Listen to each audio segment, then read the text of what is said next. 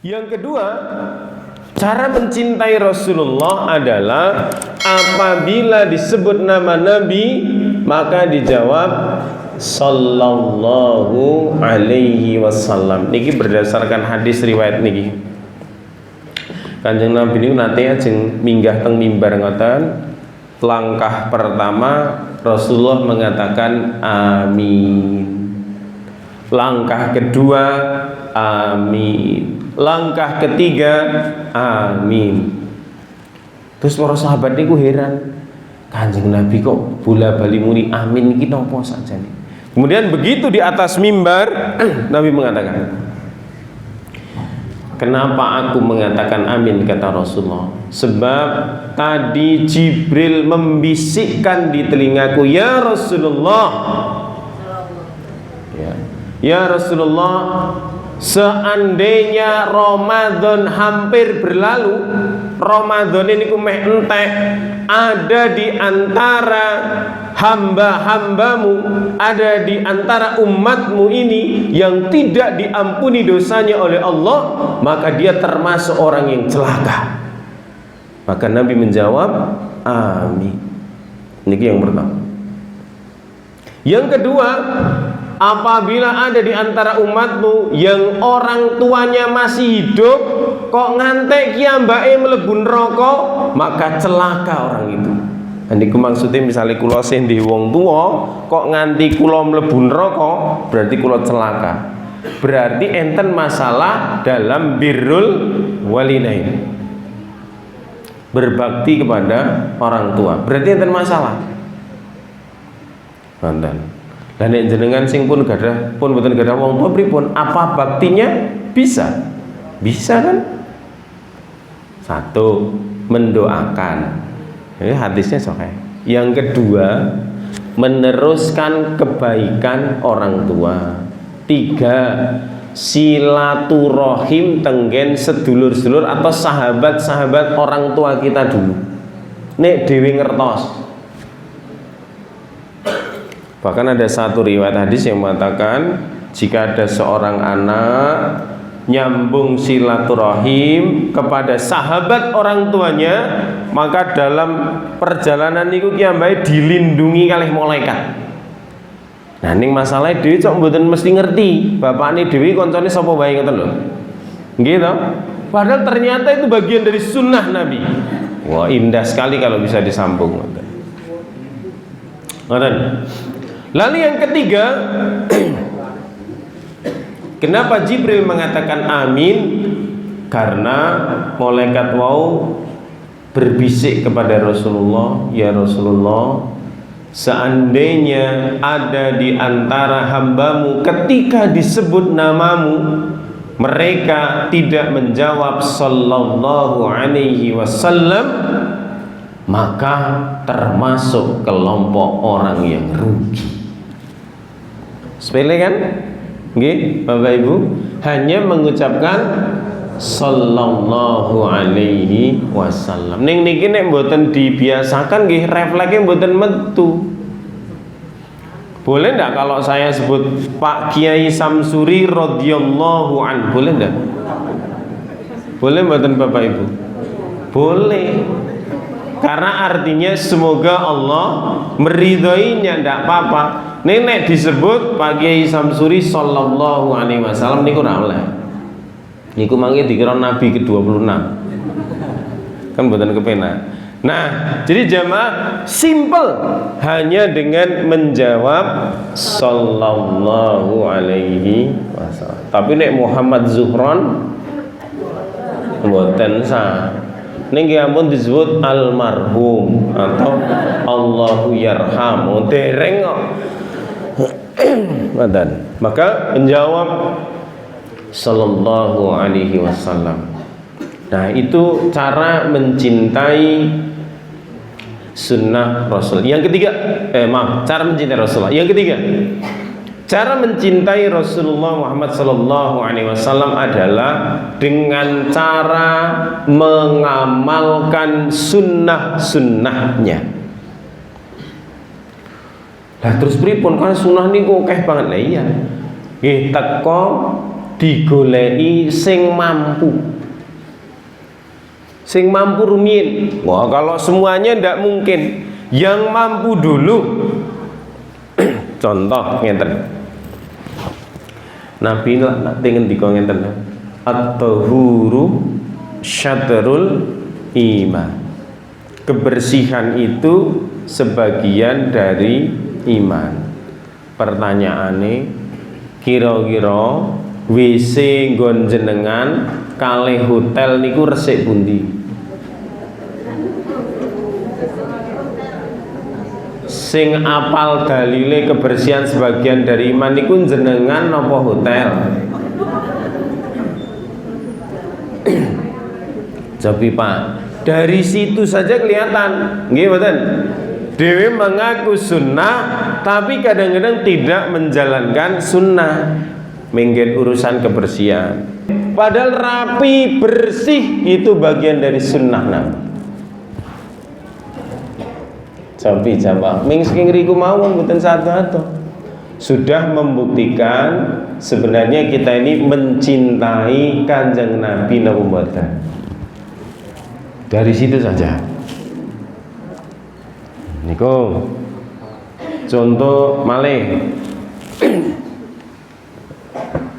Suatu ketika Rasulullah nate bincang-bincang kalih Abdurrahman bin Auf. Abdurrahman bin Auf niki sahabat paling sugih.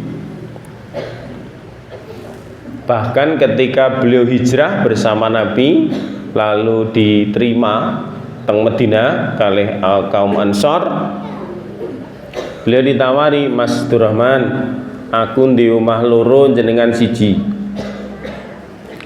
aku duwe jaran loro jenengan siji, aku di bojo loro jenengan siji. Ning wektu niku jeneng ngoten, Bu. Tapi apa jawab Abdurrahman bin Auf? Tidak usah, tunjukkan saja saya di mana pasar, maka urusan selesai. Akhirnya ditunjukkan dan Abdurrahman jadi orang paling kaya. Karena memang ahli dagang ya Pak ini. Suatu ketika Nabi ngendika ngeten, Abdurrahman, sampean kan wong sugih. Nggih Kanjeng Nabi. Apa kamu tidak khawatir hartamu akan tergadai? Niku pertanyaan Kanjeng Nabi.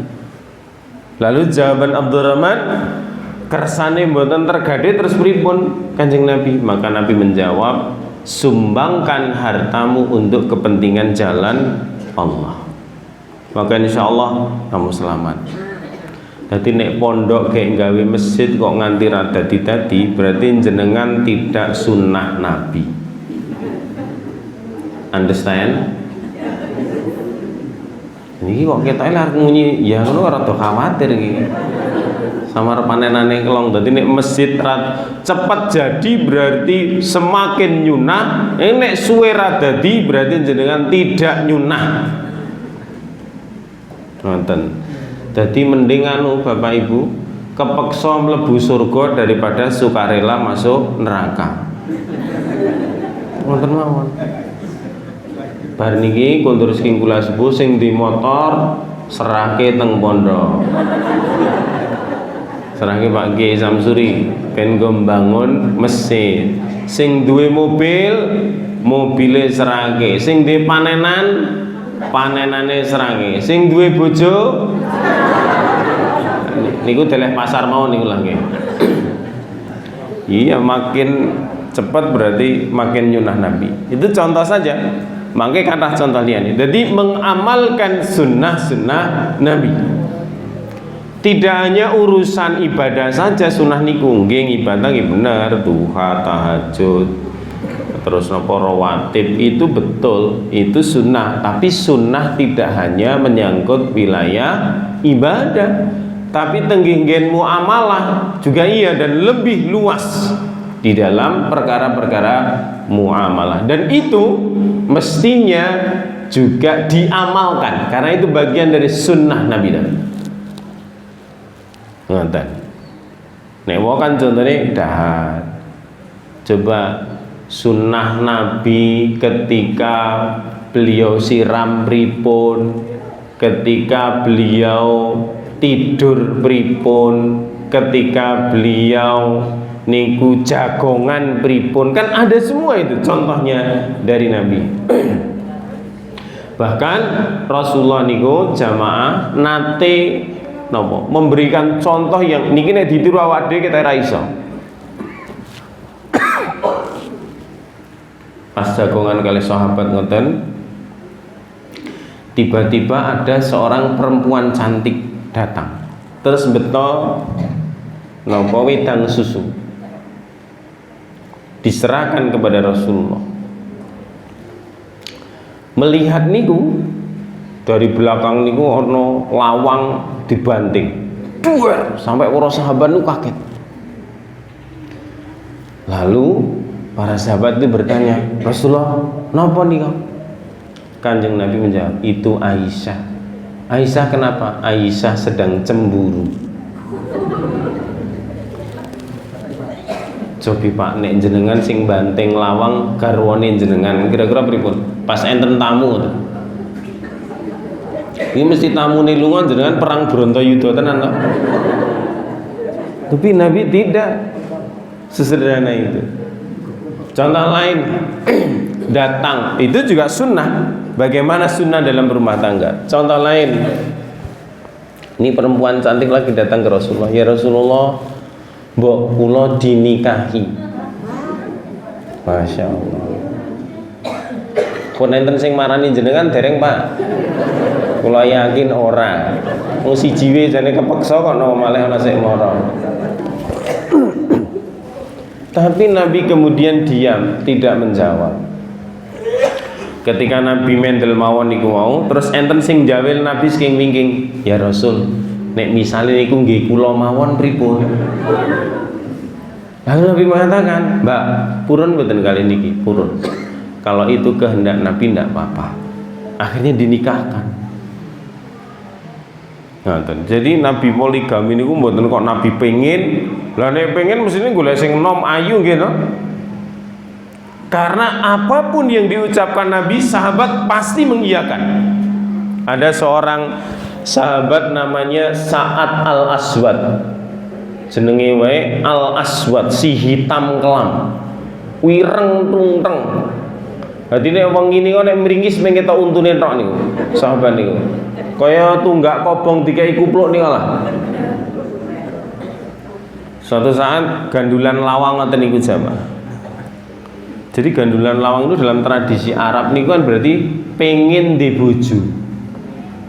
Nah, kula rin gandulan lawang zaman SD ro bapak kula seneni. Awalnya ra ngerti kula gandulan malih kula. Pokoknya arep di bojo po. Gitu. Itu bapak saya. Oh, ternyata ada sejarahnya ngoten. Ketika ditanya Nabi, apa kamu mau nikah wahai Sa'ad? Nggih Kanjeng Nabi. Ayo wis lek nikah. Ha wis ana sing mbok taksir apa durung? Nggih enten. Ha sapa? Ha nikah. Nikah niku ternyata napa menunjukkan ngacungi perempuan yang dimaksud itu ternyata adalah kembang kota Makkah. Jadi perempuan paling cantik di kota Makkah dan anaknya saudagar yang kaya raya. Bisa dibayangkan sing niki Sa'ad Al-Aswad niku wong ireng tungteng budak tadinya, orang paling miskin ning naksir karo wong ayu. We paling ayu. Nabi jane rada guyu sithik, apa kowe iki ra ngaca apa piye ngoten. Rupamu lho ra pas men. Tapi karena Nabi ini melihat kesungguhannya, lalu Nabi katakan, ya wis dilamar. Apa jawab sahabat? Lah, gue ra mungkin Nabi. Hawingi sahabat-sahabat sing sugih ganteng, Ali bin Abi Thalib, Abdurrahman bin Auf, Mu'az bin Jabal ngelamar mawon kalih bapakne ditolak kok. Napa malih kula niku sugih ganteng lho niku, soleh meneh. Tapi apa jawab Rasul? Sudah, datang saja. Bilang kamu yang utus saya. Mantep ya Mbak. Ramodal niku. Jelas ramodal. Mangkat. Ketemu bapak nih Pak. Kula diutus Kanjeng Nabi. ngelamar putrine bapak untuk menjadi pendamping hidup saya. Bapak niki ning ngating ganjel tenan iki. Sing ganteng tak tolak, kok iki gupala mara kok. Mau ditolak yang ngutus Nabi, mau diterima rupane ra negeli. Iki masalahnya.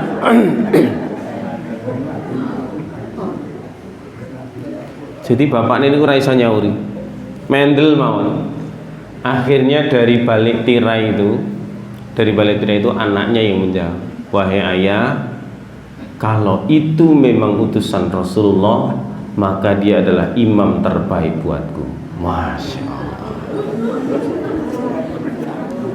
Dadi jenengan sing nom-nom rumpi bojone arep nglamar omong sing ngakon aku. Insya Allah ditolak. Wah, pulang itu seneng banget, seneng banget. Lalu bilang kepada Rasulullah, ya Rasulullah, lamaran diterima. Batine Nabi ya mergo nggo jenengku sapa ora. Ya sudah, sekarang cari mahar, tak nikahkan langsung. Aku lho ora ndek apa-apa niku Nabi. Golek isik. Pulang dia ke rumah Bapak Ibu, golek iki ndila ya ora ana barang sing memper niku ora ana. Balik Kanjeng Nabi jan kula niku ora ndek apa-apa, duit ra duwe, barang apik ra duwe. Akhirnya sahabat-sahabat niku dicelukke, dorene urunan. Kagem napa Kanjeng Nabi? Iki saat arep nglamar, nggo tuku mahar. Wes, sahabat do seneng, kok yo ono sing gelem ngono kan. Wah, biasa. Begitu wis bar urunan terus ana sahabat sing tanglet Nabi. Lah sing gelem niku sinten? Ha kae kembang kota Mekah. Lek sing do urunan iki rada gelo sithik kae lho. Mergane sing urunan niku sing do ditolak kalih bapakne si kembang kota Mekah. Akhirnya dibelikan mahar, tapi sebelum deal dapat mahar, saat ini mendengar lonceng panggilan untuk perang, akhirnya dibelikan pedang. Terus kiambae perang dan syahid di medan perang. Sampai segitunya loh jemaah, cara mereka mencintai Rasulullah. Ngeten loh. Jadi apapun yang dikatakan Nabi itu, masya Allah. Bahkan ada satu peristiwa pasca perang Uhud niku jamaah. Kan perang Uhud kan kita kalah nih. Perang Uhud kan Islam kalah itu. Tentara sebagian berkhianat, terus do wafat, lalu Nabi terluka dan seterusnya. Lalu ketika pulang itu disambut oleh emak-emak garis keras, oleh ibu-ibu, istri-istri mereka itu. Apa yang ditanyakan pertama ibu-ibu itu? Kabar Rasulullah bagaimana? Itu pertanyaannya. Tapi apa jawaban para tentara itu? Suamimu syahid di medan perang. Jadi tidak menjawab Nabi kabari pripun, tapi dijawab suamimu syahid di medan perang. Terus para ibu-ibu niku do mendel sekedap. Bare tanglet malih. Kanjeng Nabi kabari pripun?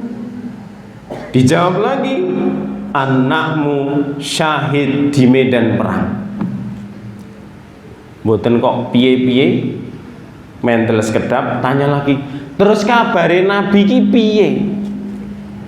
Akhirnya para sahabat ini menunjukkan Rasulullah sedang beristirahat di serambi Masjid Nabawi. Terus rombongan emak-emak garis keras niku wau mendatangi Rasulullah, mendapati Rasulullah penuh dengan luka, kayak istirahat ngoten niku. Lalu mereka mengatakan, ya Rasulullah, melihat engkau masih hidup, kematian suami dan anakku itu tidak ada apa-apanya. Subhanallah, ya. Kok ada ya orang dicintai sampai seperti itu? Sing nangisi jenengan enten mboten Pak? Mboten nggih. Dewi, masya Allah ya. Itu contoh. Jadi orang saking pengennya mirip dengan Nabi, saking cintanya kepada Rasulullah, apapun dikorbankan. Maka mencintai Rasulullah salah satunya adalah mengamalkan sunnah-sunnah Nabi.